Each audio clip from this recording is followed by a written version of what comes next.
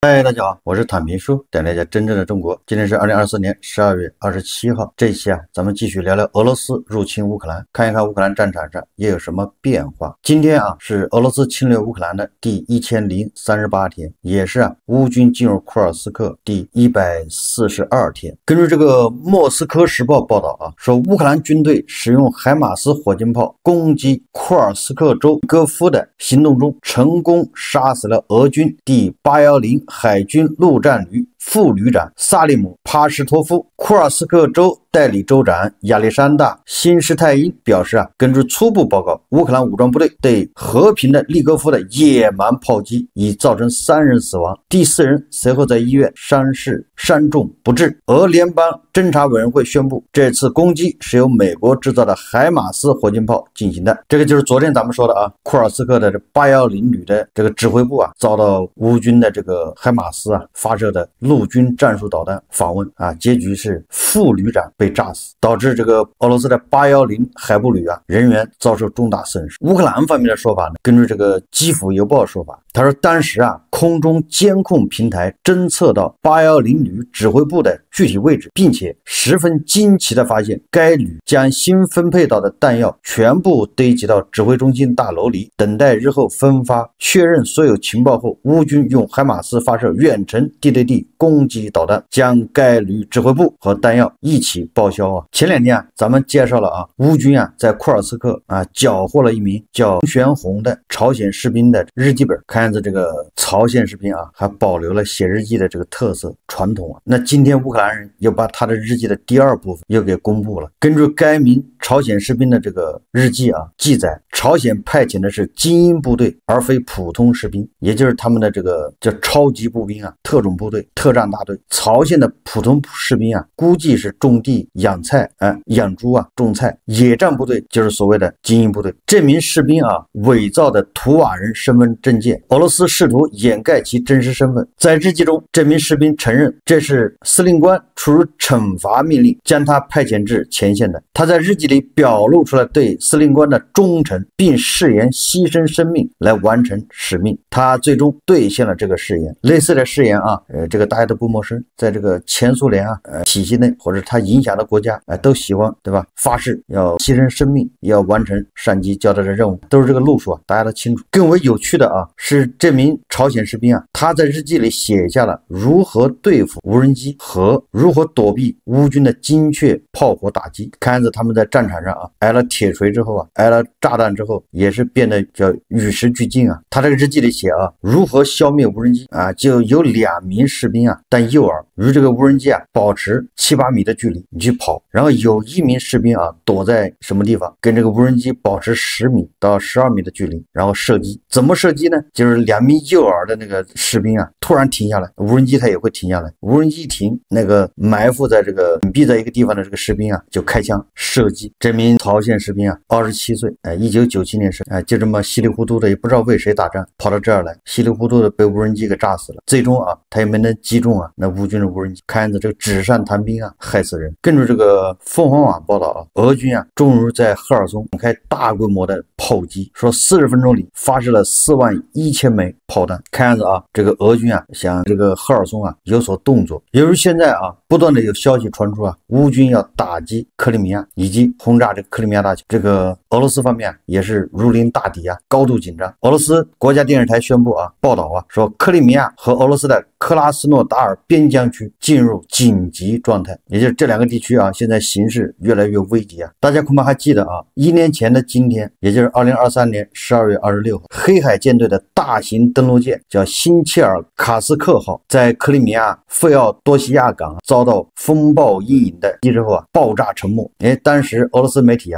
没有进行详细的报道。今天俄罗斯方面的博主才发出详细的信息经过俄罗斯方面统计，目前已经发现阵亡者30人，另有33人失踪，20多人重伤。阵亡者中至少有13人来自克里米亚。可以说去年的今天这乌军对黑海舰队这个打击是非常猛烈的，黑海舰队损失惨重。俄罗斯国防部表示12月25日，一枚防空导弹据称在沃罗涅日地区共拦截了23架无人机。这个俄罗斯的媒体说这些无人机试图袭击沃罗涅日的巴尔的摩军用机场，据称有几架无人机被击落，残骸显然落在在沃罗涅日和附近的一个村庄。换种说法，就是俄罗斯的巴尔的摩军用机场遭到乌军无人机打击啊。我们再看看这个外交国际援助。根据这个乌克兰国家通讯社的报道啊，说意大利内阁批准了延长向乌克兰提供军事援助的授权的决定。报告指出，周一，意大利总理洛尼内阁批准了一项法令，其中包含延长向乌克兰国家政权转让军用车辆、物资和设备许可紧急条款。这个意大利总理梅洛尼多次表示，他一贯360度支持乌克兰建立公正的和平，也就是意大利啊，也是力所能及的在支援乌克兰。根据媒体报道啊，说这个美国著名的摔跤手啊以及演员森，他个人掏腰包啊买了5000架无人机，并向乌克兰部队捐助现金300万美元。这是个人，这个强森啊自己买了5000架无人机，还有300万美元专赠给这个明星，很有号召力啊。这就说明美国人呢，这老百姓恐怕支持乌克兰的还是多数啊。法国国际广播电台12月26日报道啊，说日本首相石破茂25日晚间与乌克兰总统泽连斯基通电话，这是两人首次通话，通话持续35分钟，双方讨论了乌克兰局势以及日本对乌援助等事宜。石破茂在会谈中强调，日本与乌克兰站在一起的立场没有变化，日本一贯大力推动对乌克兰的支持和对俄罗斯的制裁，愿意继续与乌方共同努力，推动乌克兰早日实现公正持久的和平。这个泽连斯基啊，感谢日本向乌克兰提供总额达120亿美元的人道主义和财政援助。他特别指出啊，日本政府决定向乌克兰再转交30亿美元，这些资金由被冻结的俄罗斯资产的收益中产生。这个五夫一娃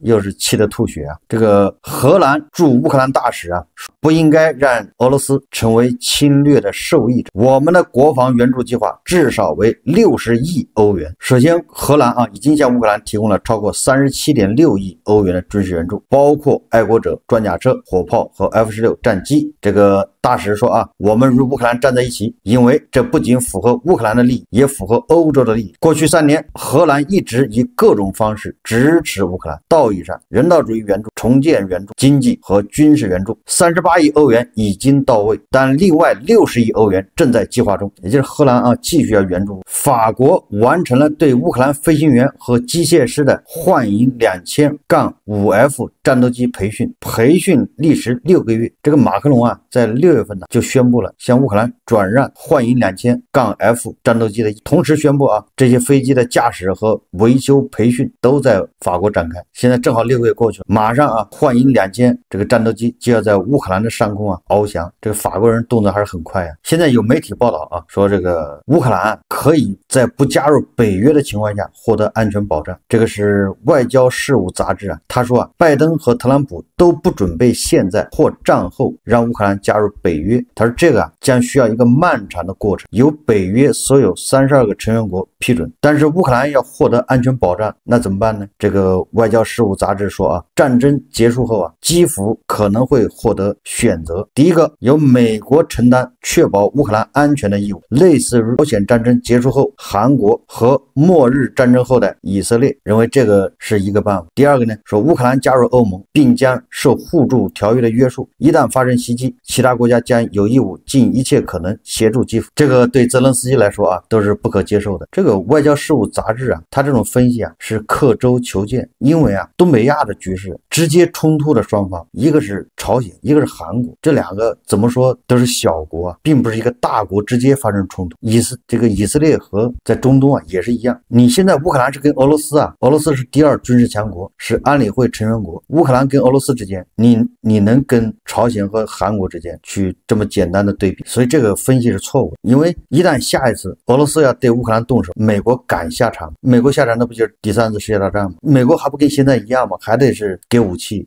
拱火浇油，他不敢亲自下场。他跟那个韩国和朝鲜不一样，因为他们都是这2个小国后面是大佬，那大佬他总还有缓一缓的时候，还有谈判的余地，对吧？大家真的搞得互相扔原子弹，所以还有缓冲的。你这俄罗斯跟乌克兰之间没有缓冲，所以我认为啊，泽连斯基是不可能接受的。不光泽连斯基不能接受啊，这欧洲很多国家都不能接受。你看啊，这个土耳其总统埃尔多安再一次重申啊，他又放话，他说我们对乌克兰领土完整、主权和独立的支持坚定不移。克里米亚归还乌克兰是国际法的要求。我说了啊，土耳其都不能答应，不容许这个仗打得半拉拉的，非得打个明白。这土耳其就要把俄罗斯人从黑海赶走，那英国呢、法国呢、德国呢，都想把俄罗斯从欧洲赶走。所以说，特朗普啊想停火恐怕挺难，连这个俄罗斯啊现在都知道停火是不可能的。当地时间12月26号，俄罗斯外交部长拉夫罗夫拒绝了美国当选总统特朗普提出的停火呼吁，但他也表示俄罗斯愿意就和平协议进行谈判。拉夫罗夫在周四的一次在线新闻发布会上表示，停火是一条没有出路的道路，乌克兰会借此机会增强其军事能力。停火是一条死路，通过脆弱的停火来冻结乌克兰冲突毫无意义。莫斯科希望达成一项具有法律约束力的持久和平协议，以确保俄罗斯及其邻国的安全。这俄罗斯人的话呀，一个字都不能信。什么有法律约束力的持久的和平协议？俄罗斯人的协议啊，都是用来撕毁的。明斯克协议，对吧？布达佩斯协议，哪个他没撕毁啊？俄罗斯人知道这个和平协议没法签，乌克兰人肯定不同意，不能让步。他这个乌东4个州呢，他也不能吐出来。刚才你看看，土耳其都说了，克里米亚必须还给乌克兰，否则啊，这埃尔多安一生气，后果很严重啊！把俄罗斯人从叙利亚赶走，那这个可是埃尔多安的大手笔啊！这保不齐埃尔多安还要搞什么手段呢？这个俄罗斯的这个前国防部长绍伊古啊，最近啊也放出狠话，对吧？也给这个地保老人呢，给普京下 KPI。因为普京现在不是急于要谈判吗？要跟特朗普见面放风，对吧？求着跟特朗普的这个绍伊古啊放出狠话，是吧？绝不用什么俄罗斯领土换取对话的机会，什么意思呢？也就是说啊，这个俄罗斯占领的领土那是俄罗斯的，俄罗斯没占领的那还是俄罗斯的，库尔斯克也是俄罗斯的，所以双方还得打呀。这个俄罗斯的老黄额啊，斯特列科夫啊，在这个牢房里啊，这个登缝纫机致语又发表这个他的看法。他说啊，这个普京啊将会软弱的投降，接受可耻的和平计划。这个斯特列科夫说啊，普京力发动决定性战役，也无力截断乌军获得的援助。考虑到这些不友好国家不是恐吓俄罗斯，就是拱火浇油，继续给乌克兰提供武器，要么就是不配合停火这个和平谈判。所以这个五夫一娃怎么办呢？那就继续恐吓啊。当地时间25日，俄罗斯外交部长拉夫罗夫表示啊，俄罗斯坚信核战争没有赢家，在任何情况下都不应该发动核冲突。然后他话锋一转啊，但是这并不意味着任何人都可以考验俄罗斯的耐心，说俄罗斯将毫不犹豫地动用一切可用手段捍卫自身的利益。你说整个的就一神经病，一会儿说核战争打不赢，没有赢家，一会儿说我随时准备打核战争，用核武器来捍卫自身利益，对吧？整个的是一个穷流氓的嘴脸。12月25号啊，一架从阿塞拜疆首都巴库飞往俄罗斯车臣格罗兹尼的巴西航空公司制造的飞机啊，因无法在这个格罗兹尼降落而改为飞哈萨克斯坦，在这个阿克套约3公里处紧急降落坠毁。大家都看到视频了啊！幸运的是啊，飞机尾部的有32个人获救。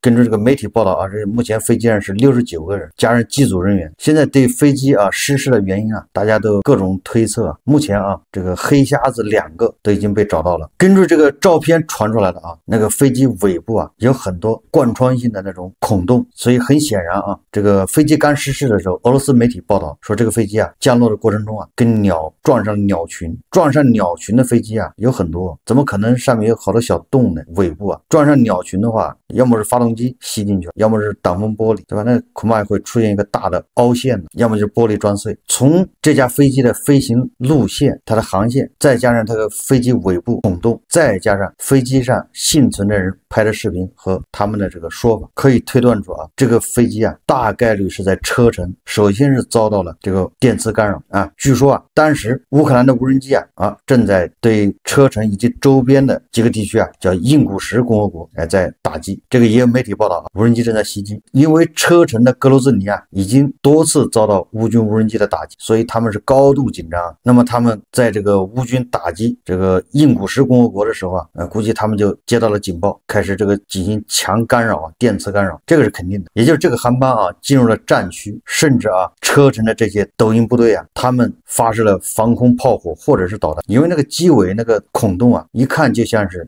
导弹的战斗部爆炸出来的碎片击穿了机体，这是一种可能啊。这个可能导致飞机的里面线路啊或者管路啊发生故障，导致这个发动机啊失灵。就是说，如果鸟去撞的话，就是撞了一个发动机，那另外还有一个发动机还可以支持它降落。那双发动机都是这样的，同时2个发动机失去动力。从那个飞行员从那个幸存者讲述的情况看以及那个飞行高度，那飞行员是一直尽力想控制飞机滑行，不停的突然升高完了之后就让它滑行，好像应该就是发动机出现故障，那么很有可能就是它里面的管路出现问题，那个肯定就不是鸟撞的，一定是导弹击中了某个地方，或者是导弹的碎片飞行员当机立断，不能在格罗兹尼降落了，因为你再降落恐怕还第2发过来，所以紧急再起飞，在这个拉起来往东飞，飞到了备降机场，就是哈萨克的阿克套机场。根据幸存者的说法，说机长和飞行员尽了最大的努力，所以说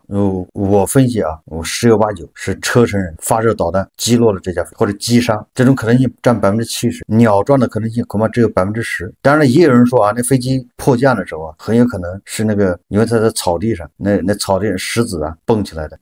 这种可能也非常低。现在俄罗斯人自己也吃不准，这个不是咱们造谣首先是这个北约发言人12月26号，他对这个空难发表评论，呼吁事件进行全面调查。这个克里姆林宫新闻发言人佩斯科夫说目前正在进行调查，任何一件航空事件都应该由联合航空管理机构进行调查，需要等待调查结束。也就是佩斯科夫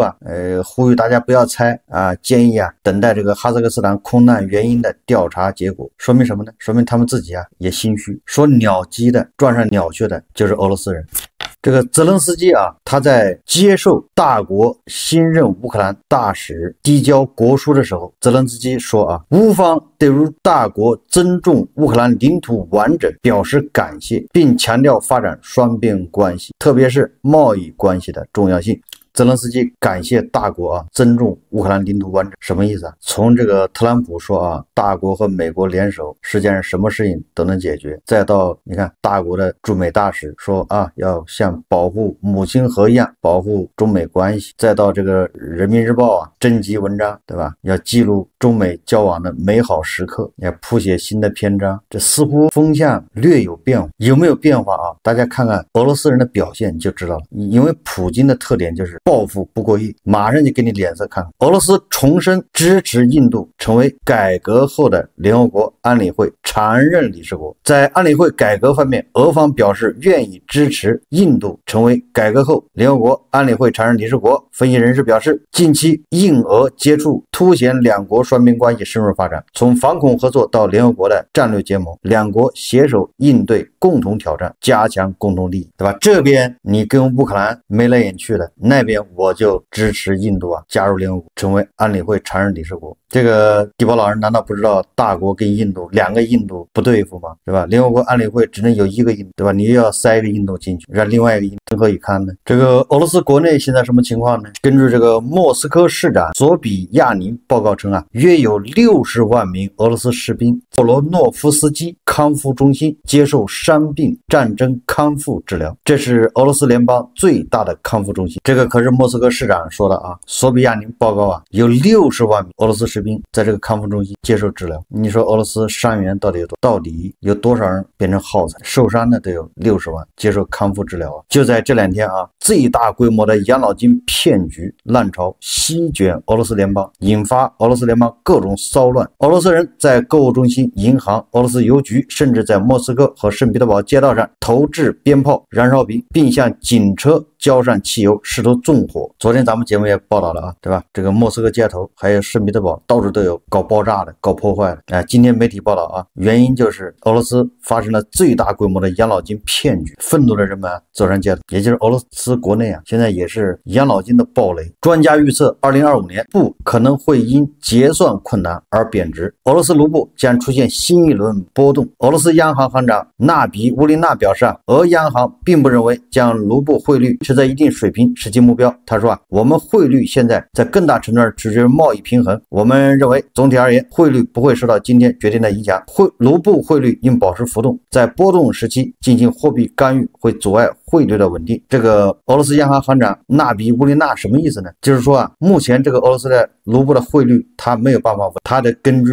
俄罗斯的贸易情况，也就是俄罗斯它赚的卢布那个卢比还是人民币，它来决定卢布的汇率，它要波动。什么意思就是卢布还要贬值啊！这些在俄罗斯做生意的中国人呢，这可是爽透了。你在那赚的钱没人家贬值贬的，所以我在年初就说了，做俄罗斯生意的赶紧对吧，把战役节回国对吧？你今年在那挣20%，人家卢布贬值20%，你就白干。那这个还是说你顺利的把钱能拿回来，很多人钱还拿不回来，你在那赚的都是对吧？叫纸面财富啊！现在大国和印度都在恐怕在减少跟俄罗斯的贸易，俄罗斯想挣这个卢比和人民币也很难。印度和大国纷纷向沙特、阿联酋、伊拉克在那儿买石油去了，那儿油更便宜，纷纷减少从俄罗斯采购原油，所以2025年这个卢布啊还要大幅度贬值。那俄罗斯怎么办呢？俄罗斯外交部说了啊，俄罗斯你将持电子签证外国人的停留时间延长至30天。这个俄罗斯外交部领事司司长克里莫夫说啊，2024年已经签发60多万份统一电子签证，其中发放给大国沙特阿拉伯、德国、土耳其、印度和爱沙尼亚公民签证数量最多。克里莫夫说啊，目前俄罗斯外交部正在着手修改法律，将统一电子签证的有效期从60天延长至120天，